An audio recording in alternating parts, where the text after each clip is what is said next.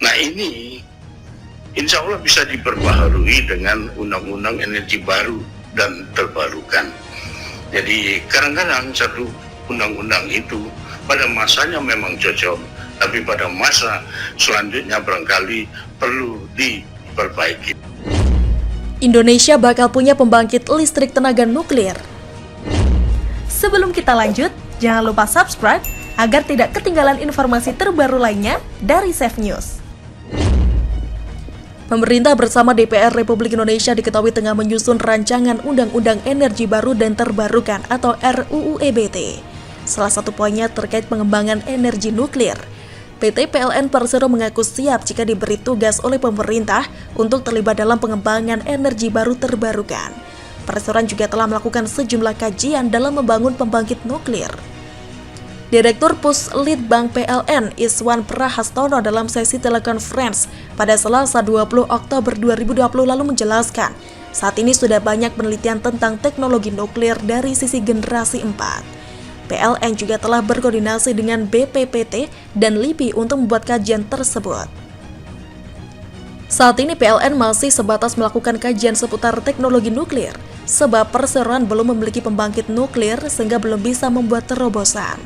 Akses terhadap teknologi nuklir generasi 4 pun belum banyak bisa dipelajari lantaran produksinya di dunia saat ini terhitung belum banyak. Penggunaan nuklir sebagai energi primer pembangkit listrik tenaga nuklir atau PLTN dinilai belum menjadi prioritas. Banyak pertimbangan yang harus dilakukan pemerintah agar proyek ini tidak menimbulkan dampak lingkungan dan risiko kecelakaan, serta besarnya biaya rehabilitasi jika terjadi kecelakaan.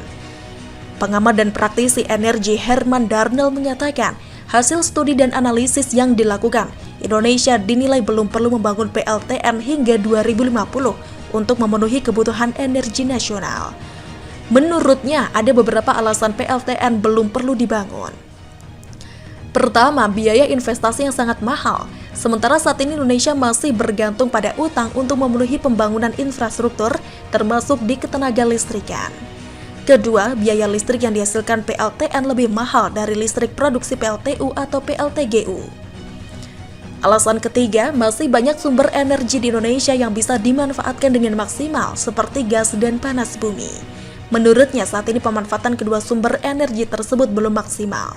Yang keempat, Indonesia terletak di ring of fire yang rawan terjadi bencana alam, sehingga penggunaan PLTN berisiko tinggi.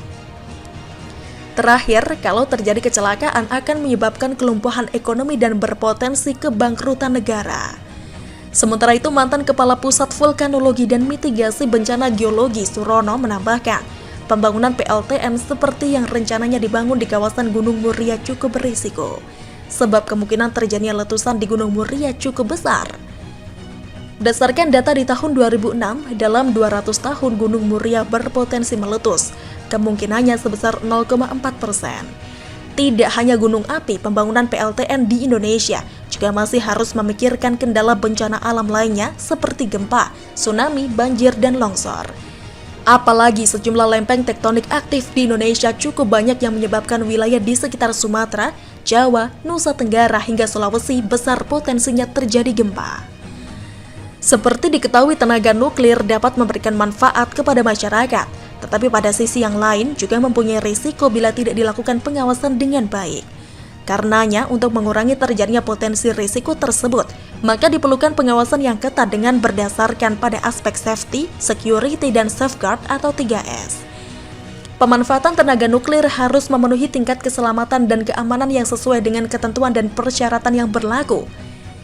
Ilmu pengetahuan dan teknologi tentang pemanfaatan tenaga nuklir memberikan peluang berarti bagi masyarakat, seperti pemanfaatan tenaga nuklir untuk memenuhi kebutuhan listrik di masa yang akan datang, yang pada akhirnya diharapkan dapat mencapai kesejahteraan dan kemandirian energi pada bangsa Indonesia. Kepala Badan Pengawas Teknologi Nuklir atau Bapeten Jazi, Eko Istianto menyampaikan harapannya, peran lebih aktif dari pemikir-pemikir ilmiah di bidang nuklir akan meningkat secara proporsional dengan peran kepakaran di semua bidang. Menurut Jazi, dengan terwujudnya keselamatan dan pemanfaatan tenaga nuklir dilaksanakan oleh Bapeten, memerlukan dukungan dan peran serta pemangku kepentingan lain juga masyarakat. Untuk itu, Bapeten telah mewadahi dengan menyelenggarakan agenda tahunan kegiatan seminar keselamatan nuklir atau SKN. Penyelenggaraan seminar di bidang pengawasan ketenaga nukliran menjadi salah satu sarana meningkatkan peran pakar dan publik tersebut.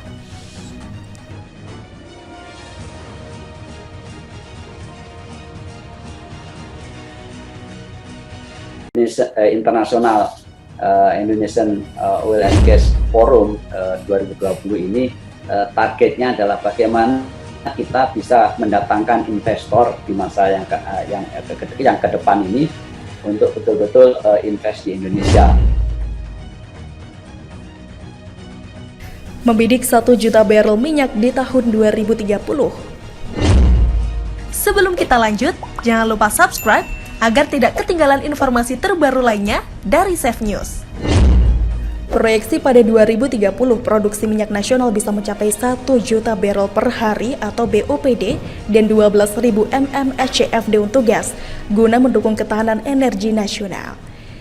Industri hulu migas memiliki peran penting dalam perekonomian Indonesia hingga saat ini karena selain menyediakan sumber energi utama migas, juga lokomotif ekonomi yang dampaknya berantai. Penerimaan negara pada sektor migas dalam beberapa tahun cenderung menurun. Penyebabnya selain karena produksi migas yang turun dan lapangan yang sudah tua, serta harga minyak dunia yang cenderung turun.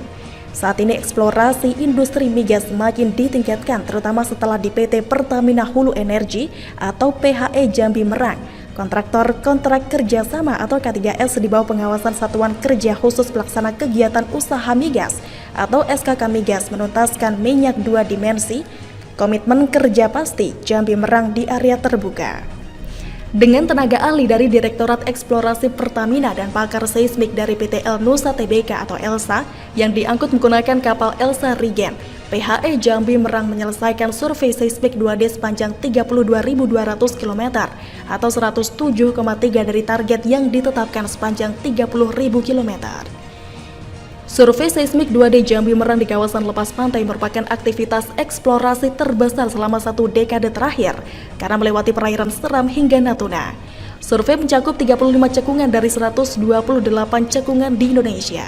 Saat ini, Indonesia memiliki 128 cekungan, masih ada 68 cekungan yang belum dieksplorasi untuk mengurangi ketergantungan impor.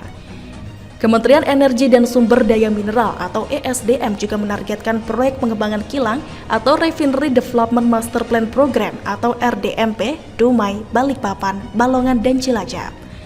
Untuk kilang baru atau Grassroots Refinery atau GRR di Bontang dan Tuban rampung pada tahun 2027 mendatang. Pemerintah akan melakukan penyelarasan kebijakan agar iklim investasi migas dapat menarik investor, di antaranya melalui kebebasan memilih skema kontrak kerjasama atau Production Sharing Contract atau PSC, di mana antara PSC bagi hasil kotor atau gross split atau PSC pengembalian biaya operasi atau cost recovery.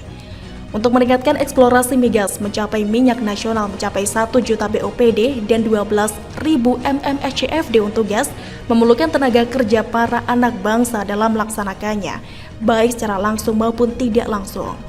Namun begitu tetap butuh kolaborasi terbaru dari SKK Migas untuk berkelanjutan menjadi sektor migas sebagai lokomotif pembangunan Indonesia dengan membuka lapangan kerja seluas-luasnya, meningkatkan pendapatan dan mempercepat pemulihan ekonomi. Masalah klasik yang dihadapi pada industri migas, yakni regulasi di antaranya kurangnya insentif, lahan yang selalu menghantui masalah ekonomi di Indonesia. Diharapkan segera ada regulasi secara struktural dan dilakukan pembenahan. Hal tersebut sesuai dengan amanah Undang-Undang Dasar 1945 Pasal 33 Ayat 3 yang berbunyi, bumi dan air dan kekayaan alam yang terkandung di dalamnya dikuasai negara dan dipergunakan untuk sebesar-besarnya kemakmuran rakyat. Kepentingan rakyat Indonesia saat ini adalah lapangan pekerjaan dan industri migas adalah industri yang membuka lapangan kerja yang seluas-luasnya dan secepat-cepatnya. Sebelumnya, Menteri ESDM Arifin Tasrif menuturkan bahwa asumsi harga minyak mentah Indonesia atau Indonesian Crude Price atau ICP dalam rancangan APBN 2021 disepakati sebesar $42 Amerika Serikat sampai $45 Amerika Serikat per barrel. Target living minyak dan gas bumi atau migas dipatok sebesar 1,68 juta hingga 1,72 juta barrel setara minyak per hari atau barrel oil equivalent per day atau BOEPD. Secara terperinci, target lifting minyak dipatok pada kisaran 690.000 sampai 710.000 barel per hari dan lifting gas bumi sebesar 990.000 BOEPD sampai 1,01 juta BOEPD. Sementara itu, cost recovery ditetapkan senilai 7,5 miliar dolar Amerika Serikat atau 8,5 miliar dolar Amerika Serikat. Baru-baru ini Satuan Kerja Khusus Pelaksana Usaha Hulu Minyak dan Gas Bumi atau SKK Migas mencatat realisasi lifting migas hingga September atau kuartal 3 sebesar 1,68 juta barel setara minyak per hari atau BOEPD. Angka ini di bawah target dalam APBN 2020 yakni 1,69 juta barel setara minyak per hari atau BOEPD.